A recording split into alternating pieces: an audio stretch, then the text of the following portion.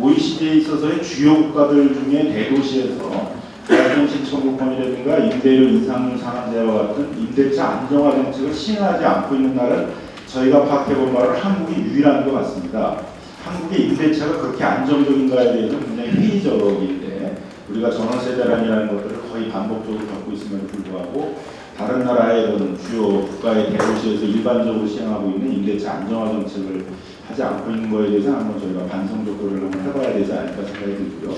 이번 코로나19 경제 위기 사태를 맡으면서 한국이 사회 안전망이 굉장히 취약한 국가구나라는 것들을 이제 많이 느끼게 됐습니다. 고용보험도 굉장히 취약해서 전국민 고용보험제라는 게 다시 얘기되고 있고 고용보험의 사각지대를 해소하기 위한 그런 청년 실업이라든가 자영업 폐업과 같은 그런 실업구조제도를 도입하는 문제들도 좀 저희가 얘기를 하고 있습니다만은 이 임대차 문제에 있어서도 상당히 임대차가 이 불안정하게 되는 경제 위기 시에 이거에 대응할 수 있는 장치들이 참 미흡하다 그런 것들을 많이 느끼고 있습니다.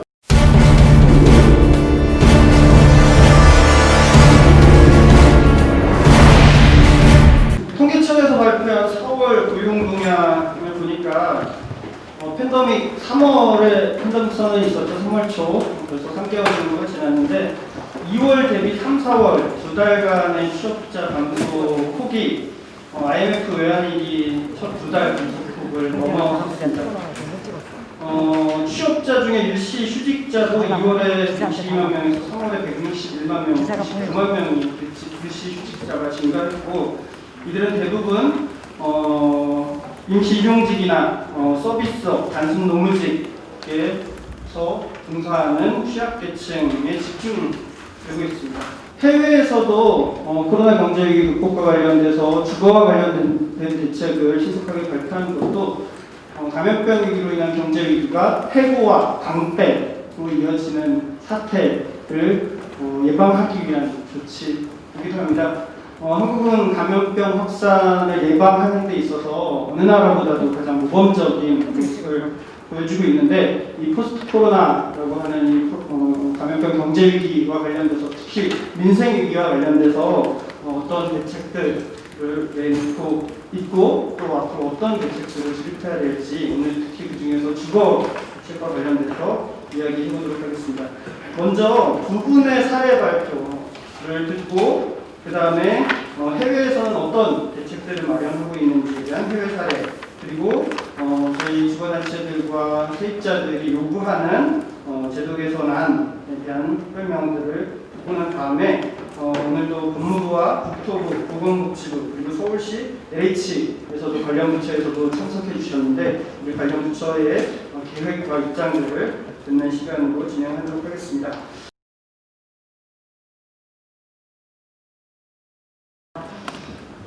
사실 청년 문제와 주거 세입자 문제와 그렇게 크게 다르지 않습니다. 기본적으로 청년들이 최근에는 세입자도 되지 못한 청년들이 대거 등장하고 있음에도 불구하고 그렇지만 여전히 청년 세입자들의 문제이기 때문입니다.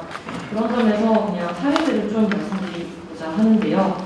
겪고 있는 문제의 양상은 사실 명확합니다. 첫 번째로는 당연히 현재의 그런 부담스러운 월세 비용 같은 것들이 너무 삶을 옥죄고 있다라는 것이고 두 번째로는 그래서 지금의 현재 재난 상황에서 나오는 여러 가지 정책들 중에서도 마찬가지로 청년들, 세입자들은 사각지대에 속해 있다라는 내용입니다. 이걸 좀 말씀드려보면요. 앞서서도 의원님과 여러 분들께서 말씀해 주셨듯이 사실 대학생을 포함한 대학생이 아닌 청년을 포괄해서 필연적으로 그 공간에 어떤 거처를 마련해야 함에도 불구하고 그것이 제대로 되지 않는 상황 또는 대학을 다니지 않는데도 계약을 빼지 못해서 월세가 계속 나가고 있는 상황 이런 것들이 만연히 발생하고 있습니다. 그런데 그런 점에서 우리가 사실 청년 세대 중에서도 제일 많이 생각하시기에 부모의 보조를 받는 그러니까 자력으로 하지 않는 게 대학생 계층이라고 생각하지만 그 대학생 계층도 사실은 이번 재난 상황 이전부터 4분의 1 정도는 지구로부터 일절 땡전 한 통 지원받지 못하고 다니는 그런 행성들이 이미 존재했습니다.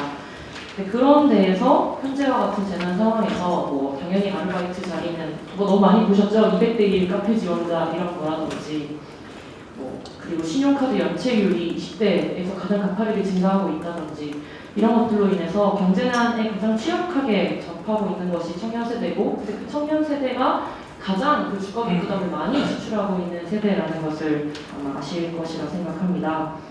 기본적으로 청년들의 부채가 굉장히 늘어나고 있는 중에서도 우린 등록금이 가장 크다고 생각하지만 생활부채가 20대, 30대의 부채 중에 가장 큰 부분으로 자리 잡은 지도 오래되었고요. 그런 부분에서 사실 많은 청년들이 코로나로 이 집 문제가 터졌을 때에는 사실 그 전에도 너무 말도 안 되는 소위 가성비라고 하죠. 환경도 말이 안 되지만 그 외에 더 말이 안 되는 높은 비용을 부담하고 사는 것들이 내 문제였는데 코로나라는 재난 상황을 직면하게 된 것이고, 근데 그럼에도 불구하고 왜 그런 것에서는 예를 들어 상가세입자에 대한 대책 중에서 나오는 것에 비해서 방 한 칸에 있는 사람들의 이야기는 나오지 않는 것인가, 이런 이야기를 많이 합니다.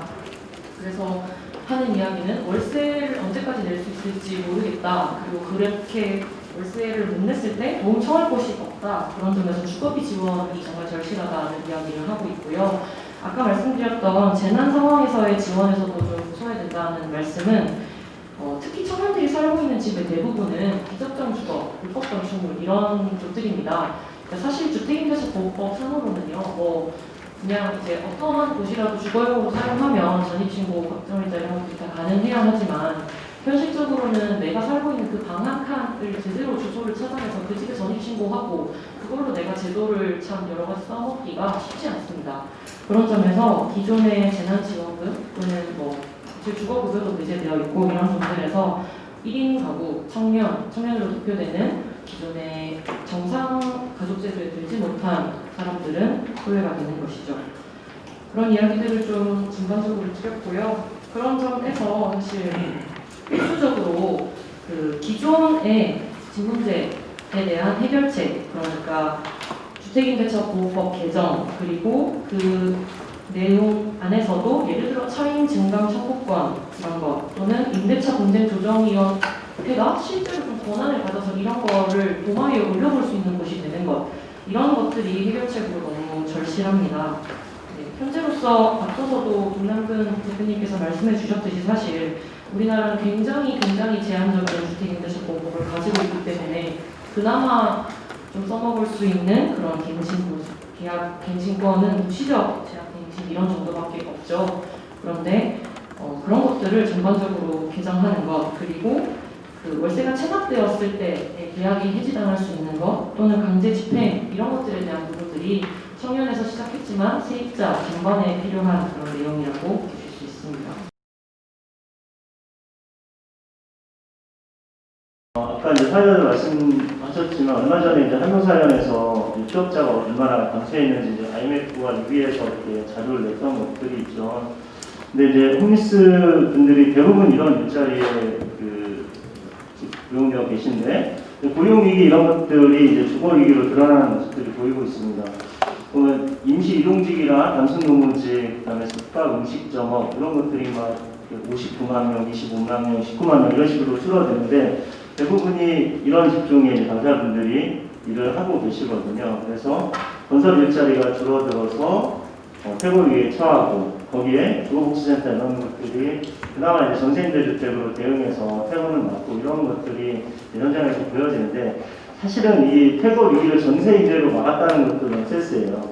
사실 전세임대주택은 임대료 보조 프로그램이지 임대주택 정책이 아니거든요. 그런데 많은 부분을 공공임대를 이렇게 전세임대로 메우는데 예를 들면 올해 주거취약계층용 임대주택 5,500호 국토부 계획인데 이 중에서 3,000개가 전세임대예요. 이런 식으로 약간 본질을 가리는 아류의 그 조국지정 공공임대주택 정책을 많이 바뀌어야 될 것 같습니다. 쪽방에 거주하는 분들 같은 경우 이제 수급자 비율이 한 70% 정도 됩니다. 굉장히 높은 편이죠. 그럼에도 불구하고 폐지 수집이라든지 이런 틈새 일자리를 안 할 수가 없어요. 최저 생김이 많으면은 생기가 어렵기 때문이죠. 따라서 올해 6월 말에 중생부위가 열리는데 여기 그 기준중위소득을 만듭니다. 정합니다. 이랬을 때 이렇게 생존을 위해서 수급을 받음에도 불구하고 사투를 벌여야 하는 이런 분들의 문제를 고려해서 정말 현실적인 최저생계 결정이 돼야 되겠다고 생각합니다. 이 폐지를 모아봤자 100kg에 2,000원이에요. 그러니까 이제 신발값도 안 나와서 안 하는 거거든요. 그러면 이 폐지를 안 모으면 집에서 놀아야 되는데 그러면 또 돈을 써요. 오히려 더 이제 악조건으로 빠져드는 거죠. 그래서 세대생기의 현실화를 반드시 북쪽에서 오신 분들은 고려를 해줬으면 좋겠다 얘기를 하고 싶습니다. 그리고 이제 식당들 이런 것도 사실 요식업에 뭐 식당이 잘 안 찾고 이런 문제들이 있으니까 고용이 못되시고 이런 부분이 있습니다. 그렇지만 그 개발로 인한 강제퇴거 이런 것들은 계속 되고 있는데 남대문 쪽방 같은 경우가 작년 말에 개발 지역으로 지정이 됐습니다. 여기에 소단위 관리 지역이라고 있는데 건물이 10동 남짓해요. 그런데 팬데믹 선언 이후 건물 3동이 비어졌고 지금 한 동에 또 계속 철거가 이루어지고 있습니다. 그러니까 서울시나 정부에서는 사회적 거리두기, 잠시 멈춤 이런 것들을 제안하지만 개발 이익을 통해 돈 벌려고 하는 자들은 절대 안 멈추고 있거든요. 그래서 행정이 여기 개입을 해야 되는 행정은 전혀 보이지 않습니다. 사인 간의 문제, 아직 개발 계획을, 정비 계획을 제안하지 않은 상태이기 때문에 사인 간의 문제라서 개입할 수 없다라고 뒷짐을 지고 있는데 개발 계획 인가 누가 내줬습니까? 이런 것들에 있어서 행정이라든지 의원님들이라든지 개입을 해주셔야 될 것 같습니다. 그 다음에 이제 거리물세에 대한 이야기를 드리도록 하겠습니다.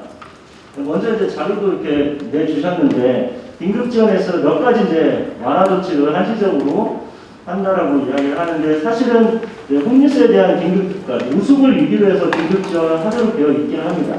근데 최초 노숙으로부터 6개월 안에 신청을 해야지 긴급 지원을 받을 수 있어요. 그런데 교정시설 출소자 같은 경우는 출소 6개월 내에 신청을 하면 받을 수 있거든요. 그럼 교도소를 몇 번 왔다 갔다 했는지 관계는 없어요. 근데 오로지 홈리스 같은 경우는 최초 노숙으로부터 기산한다는 그런 조항이 있어서 많은 사각지대가 발생합니다. 그러다 보니까 노숙인 시설로부터 신청을 하겠고 해요. 노숙인 시설에 가서 신청을 해야지 동주민센터에 가면 다시 시설로 되돌려 보내거든요. 그러니까 신청 역할권을 시설들이 갖고 있는 이런 문제들이 생기는 거죠.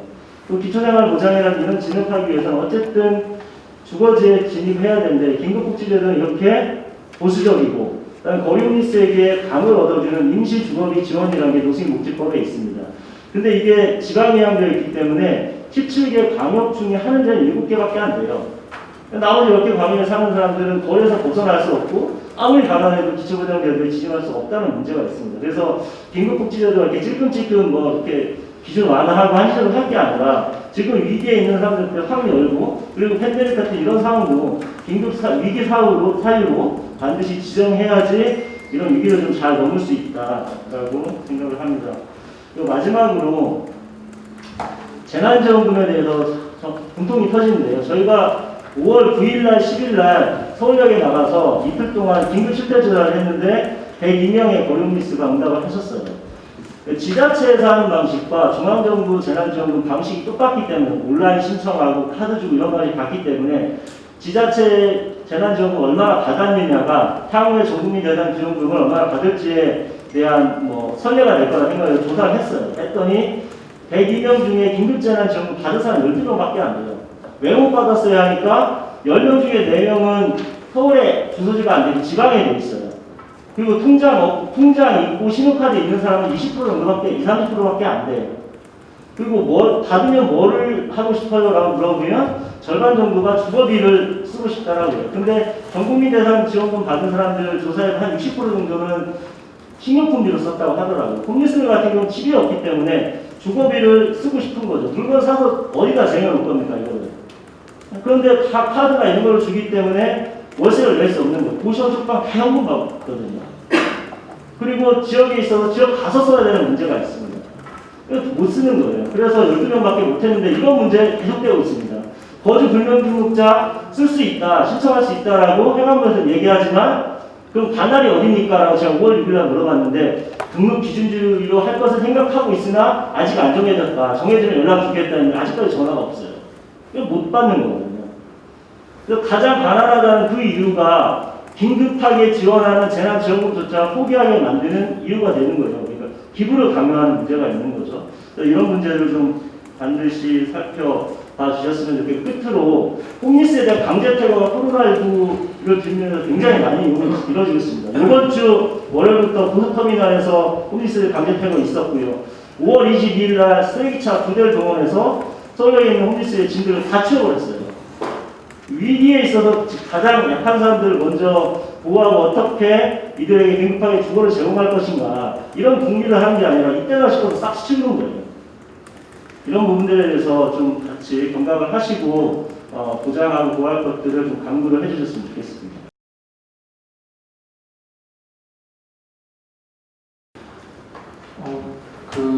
모두의 김남은 대표님께서 말씀하셨듯이 특히 영미권 국가들을 중심으로 나타나는 제도들이 뭐냐면 세입자들이 임대료 체납이나 관리비 체납으로 인한 강제 퇴거를 당할 수 있는데 법원이나 혹은 주지사 명령, 법률에 의해서 강제 퇴거 금지 조치를 공통적으로 시행했다는 점입니다.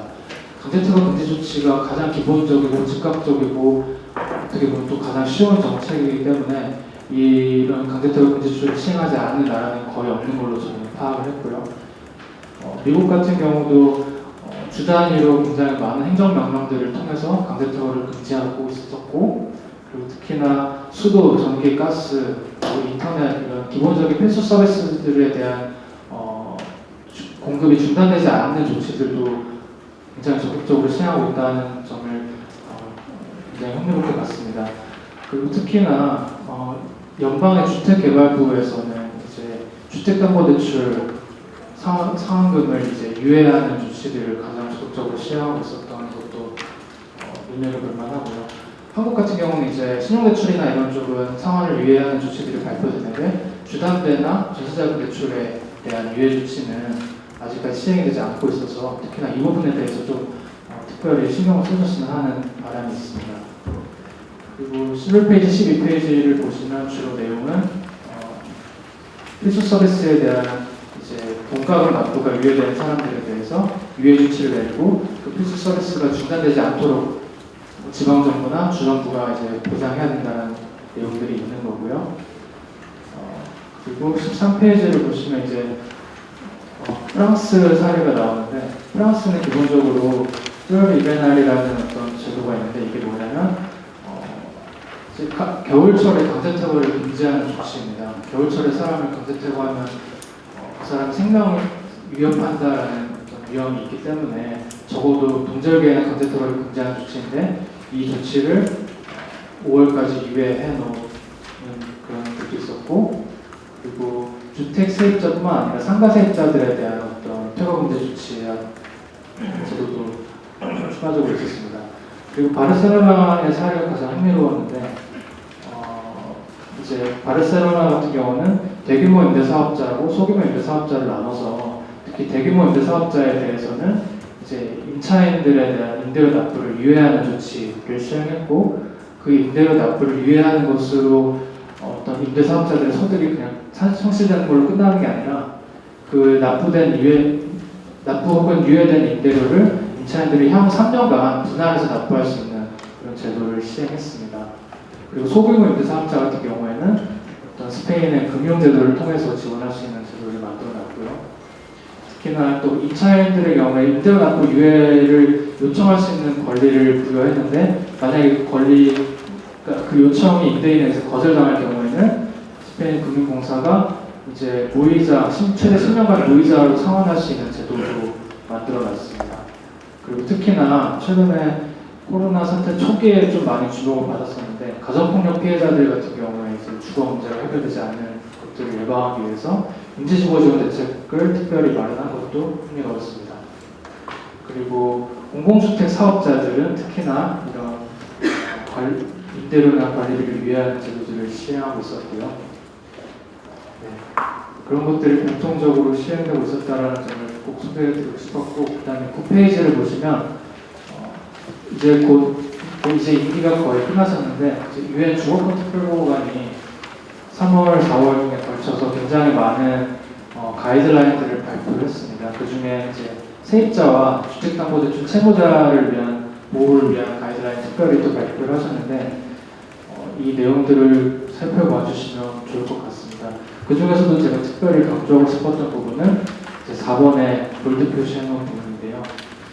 이제 코로나 사태로 인해서 소득이 감소한 세입자의 주거비가 부담 가능한 수준, 그러니까 총 사회수당을 포함한 총 소득의 30%를 넘지 않도록 국가나 지방 정부가 보장해야 된다라는 그 가이드라인을 제시해 주셨고, 그다음에 주택 공급자, 특히 여기서는 공공주택 사업자들을 얘기하시는데, 공공주택 사업자들이 이제 세입자들이 소득이 감소하는 것에 따라서 임대료를 감소할 수 있는 조치들을 취해주는 것도 필요하다라고 했고, 그다음에 주거수당 같이 한국 같은 경우는 주거급여죠. 주거급여와 같은 제도를 통해서 세입자들의 주거비를 충당하는 제도를 운영하고 있는 나라들의 경우에는 급여의 수준이나 자격 요건을 재평가할 것을 요구를 했습니다. 그래서 특히 제가 어제 되게 흥미롭게 읽은 기사 중에 하나가 서울시 서울형 재난지원금의 이제 지원자가 서울이 예상했던 대상자의 거의 70% 넘게 더 많이 신청하셨다 이런 얘기가 있었는데, 사실 그런 부분을 보면은 이제 과거 정부가 세웠던 기준에 비해서 지금 현 상황에 코로나 위기로 인해서 소득이 감소하고 경제적 어려움을 겪고 계신 분들의 상황이 정말 많이 심각한 수준이라는 것을 좀 당부드리고 싶었고, 근데 사실 그거는 주거급여를 확대하거나 이런 것만으로 해결되는 문제가 아닙니다. 그 부분만 해결할 수 있는 문제가 아니라 이건 좀 사실 보건복지부 차원에서 한국의 이런 취약한 소득보장제도, 그러니까 사회수당제도를 어떻게 앞으로 우리가 만들어 나가야 될 것인가에 대한 논의로 이어졌으면 하는 바람이고요. 그리고 하나만 더 말씀드리면, 이제 아까 이동현 선생님께서 말씀하셨지만 이제 6월, 7월 중에 매년 기초생활보장제도와 그리고 다른 여러 복지제도에 연결이 되는 기준중위소득이라는 것을 의결하게 되는데, 서울형 재난지원금 같은 경우에 이제 그 지급 기준이 중위소득의 100%였거든요. 근데 이제 최저임금을 받는 1인 가구를 가정했을 때 최저임금 급여가 중위소득 100%를 초과합니다. 사실 최저임금을 받는다는 것도 그 기본적인 생계를 유지하기가 충분하지 않다라는 뜻이 되는데, 그런 분들조차도 이 재난지원금의 대상에 포함되지 않았던 문제들, 그리고 대부분의 복지제도에서 벗어나는 문제들을 좀 개선을 해야 되는 그런 문제도 오늘 참석해주신 의원님들께서 많이 좀 관심을 가져주시고, 시민사회와 함께 이 복지제도와 관련된 기준들과 자격 요건 이런 것들을 충분히 논의할 수 있는 장을 많이 만들어줬으면 합니다. 이 코로나19에 따른 판데믹이 선언되면서 우리나라에서 특히 고위험군이라고 하는 얘기를 많이 했는데, 지금 기저질환을 안고 있는 분들을 고위험군이라고 얘기를 했습니다. 근데 오늘 발표에서 나온 것처럼 사실상 고위험군은 그런 기저질환 있는 분은 당연히 고위험군이지만, 오히려 더 중요한 거는 공공임대주택 거주자, 한부모 가정, 저소득층, 쉼터 거주자, 홈리스, 이런 교정시설 근무자, 또는 이렇게 밀폐된 다중시설에서 근무하는 저소득층 불안정한 노동자들이라고 생각합니다. 그래서 사람들 중심으로 접근을 해야지 어떤 기저질환 있는 생물학적 또는 의학적 이런 접근만으로는 좀 부족하다고 생각이 들고요. 아마도 이런 그 고려가 부족했기 때문에 팬데믹에 따른 여러 가지 긴급 조치들을 마련하는 데 있어서 가장 취약한 주거계층에 대한 고려가 아직까지 미비하지 않나라는 생각을 하고요. 또 한 가지는 이 코로나19에 따른 주거와 관련된 문제는 기본적으로 앞서 말씀드렸던 취약한 계층들의 직업과 소득에서 발생하는 문제가 주거 문제로 이제 연결되고, 특히 이제 세입자들이 월세를 못 내는 문제로 연결되고, 또 한편으로는 임대인이 대출을 받은 경우, 또는 뭐 임대인은 아니지만 뭐 요즘 연끌이라고 하듯이 대출 받아서 집을 무리해서 사는 사람들이 원리금 상환을 못하는 문제, 이렇게 이제 이것이 이제 또 금융기관의 부실까지도 연결되어 있습니다. 그래서 이런 경제의 흐름과 순환에 따라서 가장 취약한 계층부터 지원을 하고, 이런 흐름이 끊겼을 때 생기는 다양한 경로에 따른 문제들을 좀 고려할 필요가 있다고 생각을 하고요. 마지막은 아닙니다. 한 가지만 더 말씀드리면, 저는 이런 경제 위기에 따른 긴급 조치, 특히 이제 해외 사례에서 나왔던 예가 한국의 입장에서 보면 굉장히 부러운 것도 있지만 굉장히 한시적인 거고 단기적인 대안입니다. 그렇기 때문에 이런 대안들이 경제 위기나 전쟁 또는 자연재해 이후에 대부분의 이 단기적인 조치들은 기본적으로 자본주의 이 사회의 흐름을 끊기지 않기 위한 조치에 불과하다라는 한계가 있다고 생각이 듭니다. 따라서 이러한 조치들이 가장 취약한 계층의 삶의 질을 향상시킬 수 있는 방향으로 강구될 필요가 있다고 생각이 되고요. 또 한 가지는 지금 논의되고 있는 대책들은 대부분 단기 대책입니다. 앞서서 말씀드렸듯이 대부분의 그동안의 그 경제 위기나 또는 자연재해로 인한 긴급 조치는 단기간에 끝나도 됐었어요. 그렇지만 코로나19의 어떤 그 감염병 확산 사태가 어떻게 전개될지 정확하게 판단하기는 어렵지만 치료제나 백신이 나오는 데까지 시간이 상당히 걸린다고 하면 사회적 거리 두기와 생활 방역을 번갈아 가면서 우리가 경험할 수밖에 없는 상황이라고 한다면 이 사태가 굉장히 장기화될 것이다. 그렇다면 단기적인 대안은 긴급한 불을 끄는데 필요하겠지만 이 사태가 장기화되는 경우라면 우리 주거 안정, 주거권 확보와 관련된 이런 여러 가지 조치들이 주거 문제와 관련된 구조를 변화시킬 수 있는 그런 장기적인 어떤 대안도 필요하다고 생각이 들고요. 그런 점에서 공공이 이런 부분들에 대한 보여와 그다음에 공공임대주택, 아까 뭐 전세임대주택 같은 거를 공공임대주택이라고 얘기하는 것에 대해서 문제점을 얘기했지만 공공임대주택에 나아갈 방향, 그다음에 민간과 그러니까 시장과 공공이 해결하지 못하는 부분에서 새로운 형태의 주거 형태라고 할 수 있는 사회주택 같은 이런 다양한 영역에서의 주거 취약계층에 관한 문제와 주거권 확보에 관한 시장 구조, 시장의 재구조화에 대한 논의도 당장 필요하다고 생각합니다. 지금 현재 전체 전월세 가구가 753만 가구인데 그중에 60%인 455만 가구가 월세 가구입니다. 이 월세 가구 중에서 또 불안정한 노동, 취약에 속하면서 월세에 거주하는 가구가 244만 가구입니다. 사실상 이분들 같은 경우가 코로나 경제 위기로 인해서 1차적으로 퇴거 위기에 놓일 대상이라는 점에서 또 급박한 대책 역시도 필요하고, 또 하나가 결국 저희가 그 16페이지부터 크게는 5가지 요구안을 담고 있는데요. 어쨌든 기본적으로 좀 필요한 저희들의 단기적이자 장기적인 방향성은 민간임대 시장이라고 하는 전월세 시장에 대한 사회적인 통제 시스템들을 갖춰야 된다. 그런 것들이 해외에 갖춰져 있기 때문에 즉각적인 강제투기 조치부터 나올 수 있었다라고 생각합니다.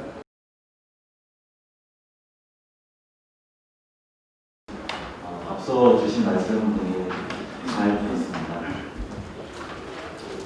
일단 법무부에서는 주택임대차보호법을 수반하고 있어서 그 임대차 제도 개선과 관련된 부분에 대해서 좀 말씀드릴 수 있을 것 같습니다.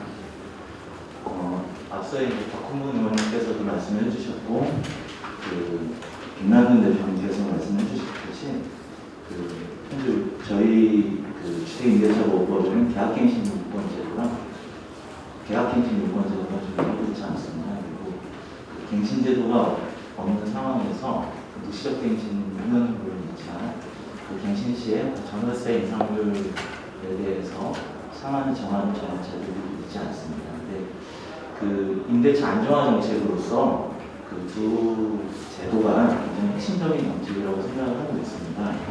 그래서 이번 이제 20대 국회가 이제 마무리되는 시점인데 20대 국회에서는 아쉽게도 입법하지 못했지만 21대 국회가 이제 기원하고 출발을 하면은 법무부에서는 그 계약갱신 요건, 그다음에 전월세 인상률 상한제가 조속히 도입될 수 있도록 심혈을 기울여서 노력을 할 생각입니다. 일단 이제 코로나 위기로 인한 그런 경제 위기 상황으로 인한 어떤 주거 불안 상황에서 또 보면은 제도적으로는 그런 계약갱신 요건이라든지 전월세 인상률 상한제라든지 임대차 안정화를 위한 기본적인 제도의 도입 필요성이 더 크고 또 절실해졌다고 생각이 듭니다. 임 교수님께서 말씀해 주셨듯이 지금 이런 코로나 사태가 이게 끝나는 것이 아니라 장기화될 가능성도 있는 것이고 그렇다고 하면 기본적인 제도로서 기본으로서 그런 두 가지 제도를 계속해서 도입하는 것이 굉장히 중요하고 필요하다고 생각합니다. 법무부에서는 이제 국토부랑 잘 협의를 해서 10대 국회의원, 21대 국회의원 되면은 좀 좋은 제도로서 그 두 제도가 도입될 수 있도록 노력을 기울이겠습니다. 그리고 이제 그 외에도 오늘 말씀 주신 사항들에 대해서 입법적으로 저희가 검토하고 고려할 수 있는 부분에 대해서 적극적으로 살펴보도록 하겠습니다. 저는 일단 먼저 두 가지를 생각을 해야 될 것 같습니다. 코로나19로 인해서 단기적으로 이제 발생한 소득 감소 그리고 이제 실제 휴폐업의 문제로 인한 것들과 그 코로나19가 아니라 우리가 그동안 경험하고 있는 취약계층의 주거지원에 대한 단기적인 감소의 이슈가 있는 것 같습니다. 일시적이고 단기적인 휴폐업의 문제라는 것은 이제 보다 이제 저희가 고용부나 또 다른 이제 산업 중소기업과 같이 협력해가지고 근본적인 문제인 일자리와 소상공인 활성화의 문제를 풀어야 될 것이고 우리가 이제 장기적으로 고민해야 될 주거의 문제라는 부분에 대해서는 더 적극적으로 가야 될 거라고 생각을 합니다. 그래서 그런 관점에서 말씀을 드리겠습니다. 그리고 이제 자료에서 15페이지에서 코로나19에서 우리가 취약계층 전월세 가구를 이제 455만 가구로 이렇게 정리를 해주셨는데 이 455만 가구 중에서 가장 열악한 환경에 처해져 있는 분들 100만 가구에 대해서는 저희가 다행히 주거급여를 좀 미흡하나마 가구당 월 평균 15만 원 정도를 지급을 해드리고 있습니다. 그래서 그 100만 가구 정도 저희가 커버하고 있다는 말씀 하나 드리고 이 455만 가구 중에서 150만 가구는 공공임대주택에 거주하고 있습니다. 다시 말씀드리면은 이제 이런 코로나19나 이런 상황으로 인해서 폐거이나 이런 것들은 다행히 조금 더 걱정 안 하셔도 되는 가구가 있다 이렇게 보시면 되겠고 여기 지적해 주신 것처럼 약 한 33만 가구 정도는 비주택에 거주하시거나 고시원, 독방, 그리고 단지와 같은 여러 환경에서 실제 어려움을 또 겪고 계신 분들이 많이 계십니다. 그래서 그분들에 대해서는 또 보다 적극적인 노력을 해야겠다 이렇게 정리를 말씀드리겠습니다. 국토부에서는 또 코로나19 관련해서 참고하시도록 드린 자료처럼 일단 주택도시 기금을 통해서 이제 금융 지원을 통해서 금융 부담을 좀 더 완화해 드리는 측면을 하나 보고 있고 우리 시민사회에서 말씀하신 대로 청년 특히 이렇게 고시원이나 지역구에 있는 청년들을 위해서 청년 주거급여 분리지급을 추진하고 있습니다. 작년에 청년 주거 분리지급에 대해서 기본 방향까지는 이렇게 정하였고 현재는 예를 든다면 충남에 부모님이 사시고 자녀가 서울에서 취업 준비를 하고 있기 때문에 부모님 기준에서 3인을 충남으로 지급을 합니다. 그런데 이제 내년부터는 충남의 부모님 두 분께는 2인 기준으로 지급을 하고 서울에 있는 자녀 한 사람에게는 1인 기준으로 지급을 해서 양쪽이 지급을 받을 수 있도록 하는 쪽으로 이렇게 준비를 하고 있습니다. 세부적인 내용들이 이제 정해지면은 올 여름 기초생활보장 계획에 반영을 하고 실시해서 내년 1월부터는 적극 실시를 하려고 하고 있습니다. 이것을 하게 되면은 약 8만 가구 정도의 부모와 떨어져 살고 있고 주거급여를 이제 소비받고 있는 취약계층 가정의 청소년들이 좀 혜택을 받을 수 있지 않을까 이렇게 기대를 하고 있습니다. 그리고 이제 그동안 이제 공공임대주택에 입주하신 분들도 지금 휴폐업이나 일자리가 많이 어렵습니다. 그래서 대구 경북 지역에 대해서는 저희가 임대료 감면이나 그리고 전국적으로는 임대료 납기 위해 그리고 임대주택 주민들을 위한 도시락 배달 이런 사업들을 하고 있는데 그 부분은 또 잠시 후에 또 LH에서 또 다시 설명드릴 것으로 생각하고 있습니다. 정말 이제 어려운 분들이 많이 계시고 또 저희가 보내주신 제안을 바탕으로 해서 해외 공간으로부터 해외에서 어떠한 동향이 있는지 좀 많이 좀 이렇게 정보도 이제 수집을 하고 있습니다. 안타깝게도 이제 우리나라뿐만 아니라 이제 사례를 소개해 주신 미국이나 네덜란드 같은 곳에서도 정부의 적극적인 발표에도 불구하고 하고 현장에서 주거 위기로 인해서 많이 어려움이 있는 게 사실입니다. 특히나 이제 우리나라 경우에는 좀 더 다양스러운 게 거주 유형이 전체라는 유형이 있다가 보니까 그 2년간의 주거는 보장이 되는데 그 해외 대부분의 나라는 모두 월세 구조로 되어 있습니다. 그래서 보다 취약한 상태고 그것이 바로 이런 실직과 함께 월세 체납의 위기가 있다 보니까 상당히 더 그리고 뭐 실질적으로 우리가 알고 들은 것과는 좀 달리 현장에서 지금 이 태거 위기에 놓여 있는 그런 사례들이 있는 것으로 이렇게 듣고 있습니다. 그래서 우리나라에서는 그런 일들이 발생하지 않도록 지자체 주거나 대주택 중장기적인 공급 계획을 좀 해야 되겠다 이렇게 생각을 하고 있습니다. 그리고 한 가지 뭐 참고로 말씀하신 대로 전세임대라는 제도는 상당히 좀 부족한 부분이 많은 제도가 맞습니다.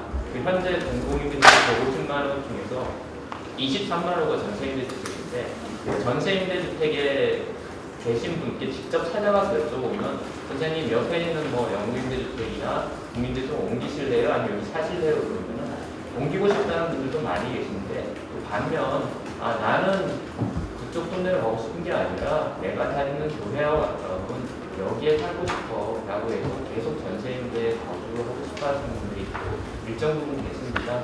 그래서 그 비율에 대해서는 뭐 저희 별도로 잘 보내줄 수 있겠지만 그 전세임대보다는 보다 영구임대나 국민임대가 그런 통합형 주택이 바람직하겠지만 전세임대 내가 살고 싶은 곳에 그 전에 살고 있던 이웃들과 같이 살고 싶어하는 수요가 있다는 것은 좀 양해를 해주셔가지고 전세임대를 없앴을 때 우리 또 전세임대 살고 계신 어르신들이나 그 가족분들이 또 곤란을 당하실 수 있다 이런 부분들은 좀 헤아려 주시기 바랍니다.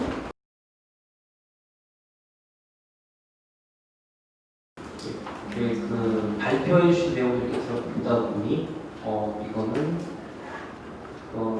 자립지원과 노숙인단과 혹은 자립지원과에서 이거는 기준부서 관련해서 우리 기초생활보장과의 국민기초생활보장제도 담당 쪽에서 그리고 긴급재난지원금 말씀하시니까 이건 행정안전부 재정정책과에서 그렇게 돼서 저희 거는 되게 상대적으로 비중이 작습니다. 저희 제도를 오해하시는 분이 많아서 간략하게 설명을 드리면 저희 제도가 2004년 12월에 대구의 근로동이라는 데서 5살이 난 장애아가 굶어 죽은 채로 장롱에다 발견된 일이 있었습니다. 그 사회적인 커서 그 이듬해 법이 제정됐고 다다음 2006년부터 이제 시행을 하기 시작을 했습니다. 그래서 저희는 제도를 설명을 드릴 때 실제 휴병 등 갑작스러운 위기 상황에 처하여 생계 유지가 어려운 저소득 계층에게 긴급 생계, 의료, 주거 등을 지원함으로써 빈곤 계층의 취약을 방지하기 위해서 우리가 한다 이렇게 말씀을 드리고 있어요. 그리고 저희는 실은 우리나라의 저소득층에 대한 현금 급여하는 제도가 기초에 개별 사업별 기준에 따른 것 외에는 없습니다. 그래서 국기초와 저희가 나란히 병행할 수 있는 최후의 사회 안전망이라고 생각을 하고요. 그래서 저희가 저소득층을 판단하는 기준이 소득, 재산, 금융資産이걸 다 봅니다. 결국은 금융재산을 본다는 거는 정말 돈 있는 거 예금 적금 다 털어 쓰고도 힘들다라고 하실 때 지원해주는 제도라는 거고요. 그러다 보니까 저희는 복지금 주는 생계 위주로 지원을 해드리는 거죠. 저희가 작년도에 1,592억 정도 집행을 했습니다. 그 중에 생계 지원이 67% 되고요. 그 다음에 의료가 28%입니다. 주거는 2%입니다. 그러니까 저희 원래 주사원은 아니라는 말씀을 드리고, 그리고 저희가 이제 최후의 사회 안전망이다 보니까 다른 제도에서 커버하지 못하는 그런 사각지대 발생하면 저희의 제도에 하나하나 넣었습니다. 대표적인 출소자들, 출소하신 분들도 저희가 지원을 해드리고 있고요. 그리고 이제 같은 부처내에서 노수 이런 것도 저희가 지원을 해드리고 있습니다. 근데 실은 저희가 코로나19에 따라서 여러 가지 제도 개선, 한시적 제도 개선이라고 해서 3월 23일부터 7월 31일까지 그 추경 예산 저희가 본 예산이 1,656억인데 본 예산이 2,000억이 확보가 됐습니다. 저기 추경이 2,000억이 확보가 됐습니다. 그래서 거기에 맞춰가지고 한시 계속해서 했고요. 그래서 재산 기준과 금융 재산 기준을 완화하는 효과를 주는 제도 하나씩 만들어 놓고 그리고 웬만해서 어렵다고 하면 지방자치단체장이 인정하는 경우로 적용해라 이렇게 통보를 했습니다. 실제 시행하고 있습니다. 여기 오늘 제가 여기 복지부 대표 나온 이유 중에 하나가 아까 그 국민행동 쪽에서 이제 발표문에 적어주신 내용 때문이고요. 실고 저희는 이를테면 실직을 했다. 그래서 생활이 어려졌다. 그러면 최대 6개월을 지원해드립니다. 근데 그 이혼 지원 안 해드립니다. 완성을 강제하게 됩니다. 그러니까 초기 노숙인만 해드리는 그런 사정이 있는 거고요. 그러니까 아직 우리나라 재정 여건이 그 정도까지 다 이제 받쳐줄 수 있는 상황은 아닌 게 현실인 거죠. 그리고 생계 위주로 지원을 해주는 상황이고. 그래서 지금 말씀해 주신 이 자료를 보고 저희가 지금 전체 시군구에서 제일 노숙인 지원을 활발하게 하고 있는 데가 수원이었습니다. 수원을 확인해 봤는데 이제 기본적으로 이제 각 지역별 노숙인 시설이 있고 센터가 있고 이 센터에서 노숙인 찾아오시면 이분에 대해서 상담 통해서 사람 필요하네 지원 필요하다라고 하면 의뢰서를 내서 시군구를 보내서 시군구에서 지원해주는 그런 절차를 거치고 있고. 그래서 지금 말씀하신 이 사례로 이렇게 이런 문제가 있더라고 하셨던 거는 실은 지자체에서 의지만 있다고 하면 충분히 지원해 줄 수 있는 부분이었다고 생각합니다. 저희가 14년 세모녀 사건, 송파 세모녀 사건 이후로 지방자치단체 재량을 되게 열어줬었습니다. 그래서 지방자치단체에서 1개월 줄 거 처음에 주고 2개월 추가 줄 것도 자기네가 판단을 하고 그리고 그 이후에 3개월 더 추가가 필요할까라는 것도 이제 위원회 상정에서 결정하도록 판단을 하고 그리고 노숙인 같은 경우도 최대 이제 1년까지 주거질 1년까지 가능합니다. 그 최근에 민원 주셔가지고 저희가 답변해드렸었고 그래서 이게 실은 지자체를 통해서는 아직까지는 크게 개선할 필요는 없다라는 의견을 저희가 받았어요. 몇 군데 통해가지고 그래서 근데 이게 절차상으로 아까 저희가 말씀하신 대로 이런 것들을 그러니까 센터나 시설에서 아까 생각 역할을 말씀하셨는데 그 정도까지는 아닐 거라는 생각하는 합니다. 근데 그런 것들이 좀 개선 필요하다고 먼저 하겠습니다. 그리고 코로나19에 그러니까 우리가 주거지원 해주는 분들은 노숙인들뿐만이 아니에요. 그러니까 갑자기 불이 나가지고 살집이 없어졌다든가 그리고 아까 말씀드렸던 최후의 안전망이기 때문에 월세 기준으로 보증금에서 월세를 까이는 수준에서 끝난 그때 지원해드리는 게 아니라 다 까이고 체납한 몇 개월 후에 이렇게 지원해드리는 그런 제도라는 걸 다시 한번 말씀을 드립니다.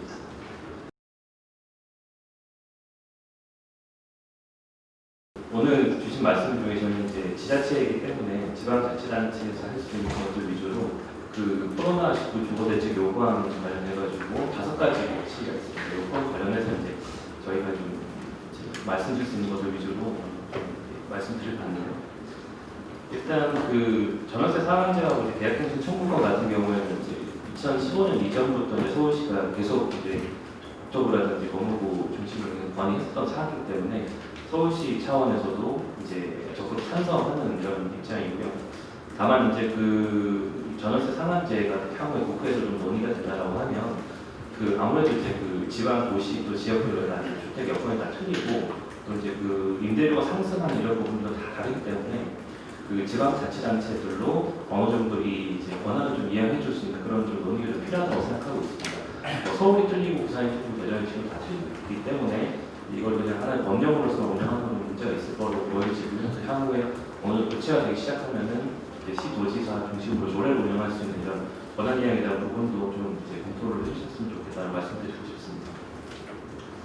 그리고 그 아까 저희 임대차 분쟁조정위원회 얘기도 나왔었는데 사실 제가 또 임대차 분쟁조정위원회 운영을 좀 했었는데 안타깝게 생각하는 것 중에 하나는 그 대부분 이 임대차 분쟁조정위원회를 이용하시는 분들은 세입자분들이 아무래도 많습니다. 그 집주인들보다는 아무래도 상대가 약자이기 때문에 법령에 대한 부분을 잘 모르시고 이러기 때문에 분쟁조정위원회에 좀 도움을 요청하시는데 그 우리 법령상 임대차 분쟁 조정위원회에 조정이 개시가 돼가지고 이제 위원회가 열려야 어느 정도 조정에 대한 절차가 진행이 되는데 그 집주인께서 만약에 여기 응하지 않는다든지 이제 그 답을 하지 않게 되면 그냥 각하가 돼버리는 그런 문제가 좀 있습니다. 그래서 최근에 이런 이제 주택임대차보호법 개정이 된 걸로 저도 알고 있긴 한데 아쉬운 것들은 그 이제 뭐 정당한 사유가 있다라면 그건 괜찮지만 그런 게 아니라면은 향후 이런 이제 그 집주인들이 좀 이제 이런 자리에 적극적으로 이제 소명을 이제 좀 해야 이제 불이익을 받지 않는 이런 구조로 향후 좀 이제 그 법령이 발전돼야 하지 않나 이런 이제 생각을 하고 있고요.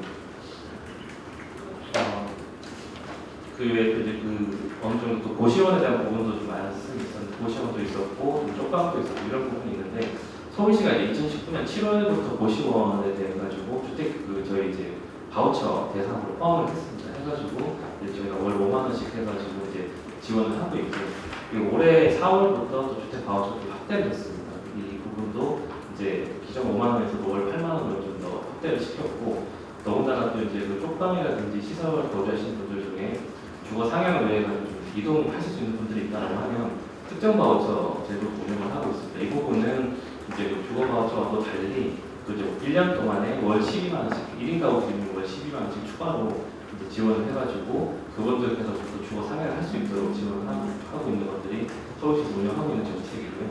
다만 이런 이제 주택 바우처에 대한 예산이 저희가 월 1년에 65억 정도밖에 되지 않습니다. 그렇기 때문에 그 뭐 사실 서울시 천만 시민들 중에 정말 취약계층들로 치면 숫자 정말 많을 텐데 예산이 한정되어 있다 보니까 그런 부분들은 이제 어느 정도 한계로 좀 발생하고 있는 부분들이라서 그럼에도 불구하고 서울시 차원에서는 계속 바우처라든지 이제 시 차원에서 할 수 있는 이런 이제 그 주거복지에 대한 부분들 계속 확대하려고 노력하고 있다는 말씀을 드리고 싶습니다. 그 계약갱신 청구권 관련해가지고요. 그 사실 이제 계약갱신 청구권 자체에 논의가 쉽지 않은 부분 저희가 알고 있긴 합니다만은 이제 이게 어느 정도 지금 계속 이야기가 되고 예전부터 계속 논의가 됐었던 거거든요. 1+2 해가지고 현재 2년 구조가 4년까지 바뀌는 이런 부분들이 그 어찌 보면 이제 코로나 문제로 인해 가지고 좀 더 그 즉각적인 시행이 필요할 수 있는 부분도 있긴 한데 반대로 이런 코로나 국면을 인해 가지고 계약갱신 청구에 대한 부분이 좀 본격적으로 진행될 수 있는 계기를 좀 활용했으면 좋겠다 그런 부분이 개인적인 생각입니다. 그 이외에는 뭐 이제 그 저희가 SH 공사에서 운영하고 있는 이제 주택 그 공공임대주택도 있습니다. 이런 부분도 서울시가 할 수 있는 부분들은 이제 한 가지 말씀드리고 싶은 거는 저희가 2011년 이후부터 계속 이 임대료를 동결 시켰었거든요. 그렇기 때문에 임대료 자체가 상당히 이제 매우 저렴하다라는 말씀을 드리고 싶습니다. 어찌 보면 저희 공공임대주택 같은 경우는 2년 단위로 이렇게 계약을 하더라도 5% 이내로 올릴 수 있는데도 불구하고 이제 재정적인 여건이 좋지 않음에도 이제 그 임대료에 대한 부분을 동결시켰다는 부분들은 지자체 차원에서 할 수 있는 최선의 이제 그런 이제 방법이다라는 부분을 말씀드리고 싶고요. 그 이외에도 뭐 이제 서울시에서 하고 있는 내용도 상당히 많이 있습니다만 이제 저희가 최근에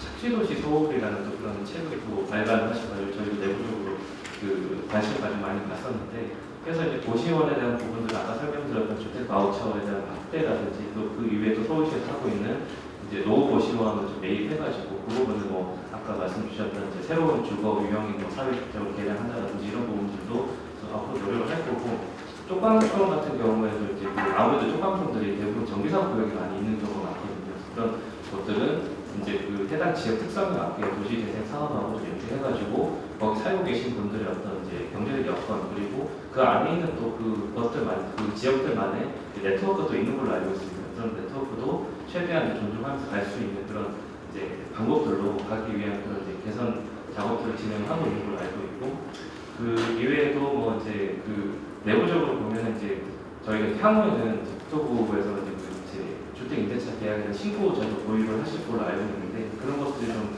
이제 업체 분가 생긴다고 하면 쪽방 같은 경우에도 이제 임대차 계약에 대한 부분들이 좀 어느 정도 명확하다라고 한다면 이런 부분도 문서 계약으로 좀 양성화 시키고 그간에 계속 현금을 보고 가고 하는 부분들도 좀 더 이제 제도권 안으로 좀 편입할 수 있는 그런 부분도 검토가 돼야 되지 않나 이렇게 생각하고 있습니다.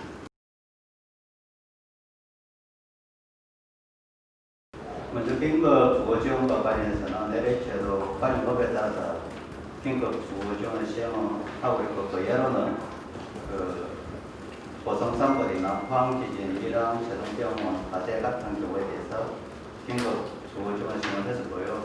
그리고 지난해 그 진주 가사 강화 살인 사건 같은 경우 저도 직접 현장에 있으면서 긴급 주거 지원을 한 바 있습니다. 그리고 이 긴급 주거 지원은 향후로도 우리 A가 계속적으로 법률에 따라서 시행할 거고요. 그리고 주거 지원과 관련해서 지자체 요청이 있으면 지금도 바로 그 LH에서 가지고 있는 그 주택들을 제공하고 있는 그런 상황입니다. 그 말씀을 드리고, 그리고 코로나19와 관련한 저희들 LH에서 주거 안정을 위한 지원한 내용들은 그 주택에 대해서는 임대료 납부 유예를 하고, 상가에 대해서는 임대료 납부 유예와 감면을 시행을 했고, 그리고 어린이집에 대해서도 임대료 감면을 시행했고, 기타 그 영구임대주택의 떡고 노인이나 장애인들을 위해서 도시락 배달, 그리고 위생용품 지원을 이런 시행을 해서 총 802억 원 정도 규모의 지원 사업을 지금 시행 중에 있음을 말씀드립니다. 그리고 강제 퇴거와 관련해서 잠깐 말씀을 드리면 지금 코로나 사태와 관련해서는 전국적으로 강제 퇴거를 중개하라고 한 상황이고요. 그리고 이 강제 퇴거 부분은 지금 일시적으로 코로나와 관련했다고 해서 당장의 뭐 퇴거를 중개하고 이런 개념이 아니고 장기적 비전으로 장기적으로 이 강제 퇴거를 어떻게 운영해 나갈 것인가 그런 부분에 대해서 제 쪽에서 그런 부분에 대해 검토를 하고 있고요. 그 예로는 아직 그 방안들이 확정이 되지 않았지만 뻗어 이야기 어쩔 수 없이 진짜 강제 퇴거 할 수밖에 없었던 그 사전에 어떤 주거 지원 방안에 대해서 과연 지자체나 다른 협의할 수 있는 기관들과 충분히 그 주거 지원 방안에 협의를 해서 진행을 하는 걸로 그런 식으로 좀 검토 중에 있음을 말씀을 드립니다. 특별히 감사를 맡기 때문에 향후 이제 관련된 예산을 꼼꼼하게 볼 기회들이 많을 거예요. 그래서 좀 한번 우리 국토교통부든지 LH든지 간에 이번에 그 공공임대주택 관련된 그 임대료가 코로나 이후에 어느 정도 지금 이게 체납이 되고 있는지 그런 상황들이 있을 거 아닙니까? 실제 그래서 그런 것들 한번 쭉 그 추이와 상황을 한번 자료를 좀 줘보시고 아까 대구 같은 거는 가면은 나머지에도 이제 유예 얘기했잖아요. 그래서 그로 인한 재정 부담이 어느 정도 되는지 그리고 향후 이것과 관련해서 추가될 조치가 있는지 이런 좀 자료를 한번 좀 주시면 제가 예산 총괄에서 좀 보고 싶다는 말씀 드리고 싶고요. 그리고 서울시 말씀을 잘 들었는데 그 중에서 그 나비선언이 그래서 전월세 상한제 관련해서 이제 향후에 법무부랑 이제 국토부랑 논의를 할 텐데 물론 이 그 주택임대차법법의 초과 부채를 의존하는 문제도 저희의 숙제 중에 하나입니다. 사실 상가임대차법도 마찬가지고 그래서 상가임대차 이제 10년 동안 해갖고 제가 어렵게 제작해 이제 한 거거든요. 이제 주택은 아직 남아 있는데 반드시 저희는 하려고 합니다. 그런데 이제 문제는 아마 뭐 계약갱신 요건 부분은 저희가 보기에는 그래도 좀 공감대가 좀 마련되어 있기 때문에 좀 속도를 내고 야당을 선택하면 될 거라 보여지는데 이게 혹시나 이제 주택시장에 미치는 영향을 물론 우리 해야겠습니다만은 전월세 상한제 관련해서 지자체의 권한 이양하는 부분 아까 서울시가 얘기했잖아요. 그래서 이 부분이 사실 이제 그동안 토론 과정에서 여러 번 좀 나왔던 지역이기도 하고 또 서울시장 같은 경우도 저한테도 몇 번 이야기를 한 부분이라고 하는데 그와 관련해서 향후에 좀 서울시를 비롯한 지자체와 중앙정부의 입장이 사전에 조율되지 않으면 국회에서 심사 과정에서 이것 때문에 또 다 어려워지는 문제가 있을 수 있거든요. 그래서 그런 부분을 좀 사전에 좀 조율할 필요가 있겠다 이 말씀을 드리고 있고요. 그리고 그 서울시가 하고 있는 이 주거 바우처 관련된 거 있지 않습니까? 오늘 예산이 한 65억 정도 좀 편성되어 있다고 하는데 아마 중앙에도 당연히 이제 지금 여러 가지 형태도 조금 있긴 할 것 같은데 그래도 아마 이제 서울과 같은 대도시에 이런 주거 취약 계층들이 많다 보니까 아무래도 이런 바우처의 어떤 수요도 요구도 더 많을 수밖에 없는 거 아니겠습니까? 근데 서울시 예산의 한계를 이야기했잖아요. 그래서 그것도 한번 현재 그 바우처 관련된 예산이 어떻게 집행되고 있고 실제 수요가 어느 정도인지 그걸 한번 좀 줘보십시오. 그래서 서울시 예산에서 혹시 반영해야 될 부분과 중앙정부처럼 혹시 더 추가적으로 이게 지방 이양 사무인지는 모르겠습니다만은 한번 좀 저희가 챙겨야 될 부분들이 있는지를 자료를 좀 주시면 저희가 향후에 국회에서도 다시 좀 논의해보겠다는 말씀 드리겠습니다. 예, 오늘 저희 코로나 위기 주거세입자 정책 간담회는 이것으로 마치겠습니다. 저희가 이런 간담회를 또 하지 않아도 되는 이런 정책들이 빨리 실현되기를 촉구하면서 박수로 마치겠습니다.